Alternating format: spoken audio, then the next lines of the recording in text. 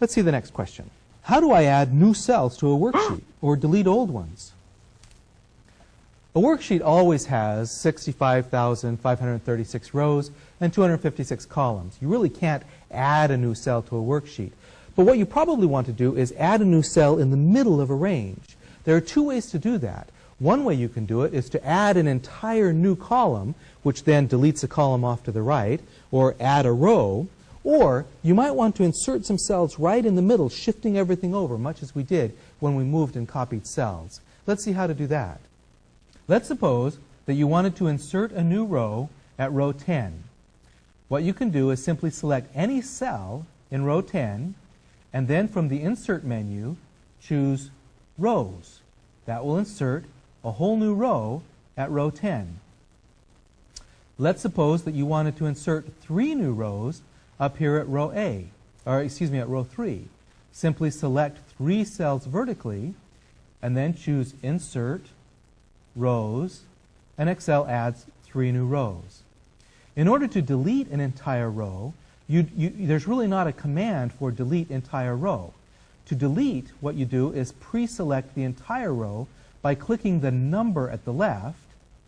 This selects the whole row, and then from the Edit menu, choose Delete. It doesn't say delete cells or delete rows. This just means delete whatever is selected, and that deletes the entire rows.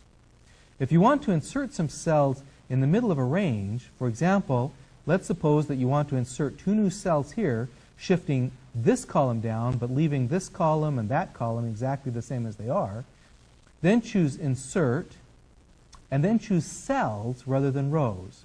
Notice the 3 periods here next to the cells. That means that this command will bring up a dialog box giving you additional choices. Here you can shift the cells because you have to make room for something. You can either shift them to the right or shift them down, or you get an extra option to go for the entire row or entire column in case you forgot to do it when you were inserting. In this case, we'll shift cells down, which slides down the old values, but leaving the other columns to the right and to the left intact. When you delete, you can do exactly the same. Edit, delete, once again it should say delete cells probably here, and then shift cells up, or again you can choose to go the entire row or column at this point also, and that shifts the cells back up where they were. I always find it a little bit ironic that to insert cells, you go to the Insert menu and choose either cells or rows or columns, but to delete cells, you have to go to the Edit menu and choose Delete. That's a nice parallelism, I think, but once you get the idea, it's fairly easy to follow. Now, working with cells on a worksheet, the important thing to remember is just because you type something into one cell in one location, that doesn't mean it has to stay there.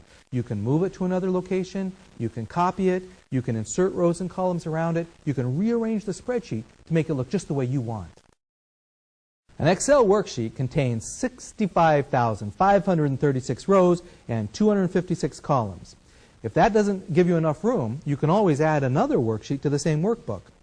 Even if you don't fill up the first worksheet, you might want to be able to add a second worksheet just to be able to organize your work better.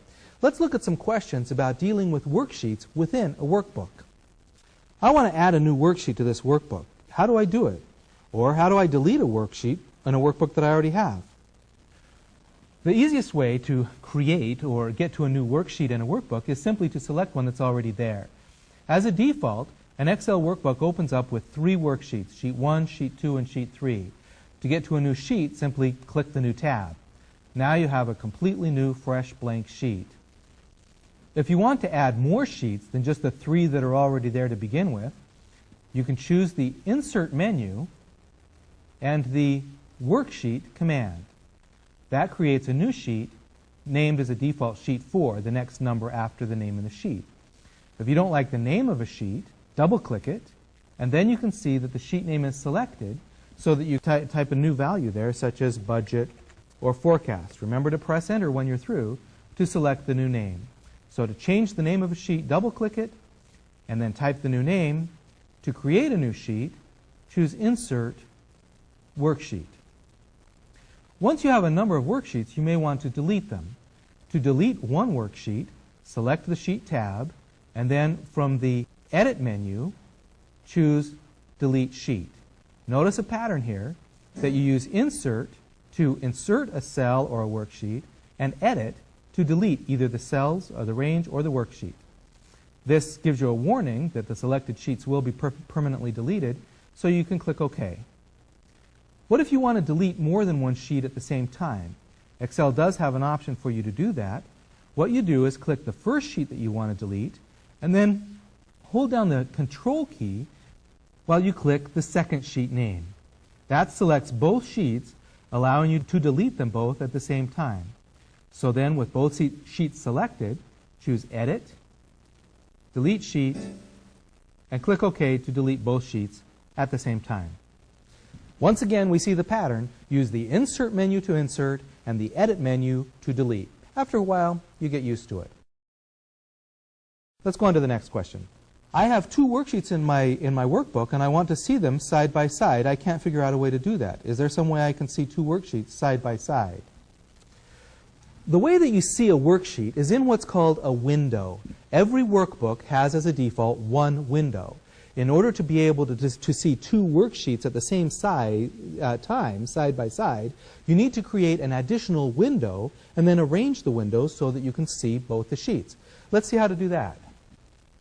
In this workbook, we have Sheet 1 and the budget sheet. They're both there, but we can only see one at a time. To create a new window onto this workbook, you go to the Window menu, and the top command is New Window. Notice after clicking New Window, even though everything looks the same, at the top you can see that it says Book 1, :2, meaning that this is the second window for the book. If you select the Window menu, you can now see that there's Book 1, 1 and Book 1, 2. In order to get them side by side, click the Arrange command and choose Tiled,